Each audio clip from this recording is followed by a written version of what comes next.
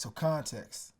Felicia knew she was going to Hampton before I knew I was going to Hampton, even though she was a year younger, because she was a classically trained pianist, and her piano teacher, Precious Craft, was actually built like a pipeline for young black pianists from Sacramento to Hampton. So she was actually kind of tracking that direction before me. Because I thought he was going to go to Florida A&M. That was the school he was interested in. And I remember the day he called me. I was at lunch, actually at school on my Metro. He called me on my Metro PCS. And he was like, yeah, we're going to Hampton. I was like, oh, so we're doing this. Like, this is happening, you know? But even when it came down to him getting ready to leave, it was kind of like this understanding, like, okay, we're going into college, and we would give each other that space. And I remember that day, it was like the day before he left, we had like agreed for this breakup. And after the whole day, I was so sad. I just couldn't take it. And that night I called him, I was like, yeah, we're not broken up.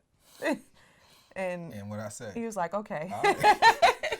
Okay. And so we maintained our relationship his first year at Hampton and my senior year. And he came back for my senior prom, actually. Yes, I did. So imagine a kid leaving South Sac. I'm in Meadowview at the time. And I get to Hampton. I have 8 brothers and sisters. And my community helps me pay for school.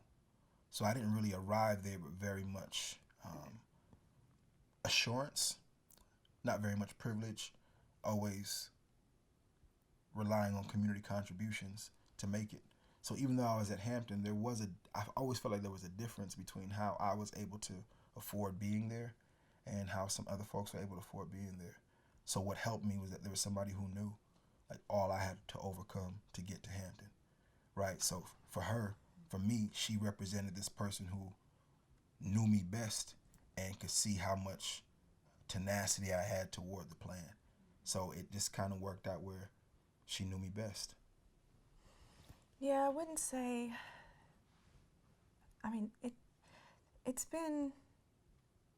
just been like fun. I think going to Hampton together,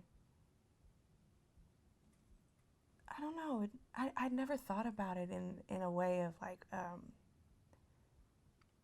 any challenges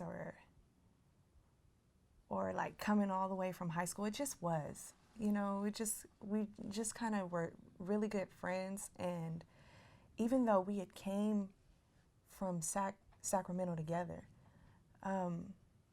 we allowed each other our space to grow individually on campus. And I think that, I don't know if that was a concern for any of our parents or our loved ones that had been supporting our relationship, but that's what I loved about being in a relationship with Karega. Like there was still room for me to go and do my thing and for him to go and do his thing. And I remember when his older brother and now our sister-in-law came to visit us, the couple he was telling about.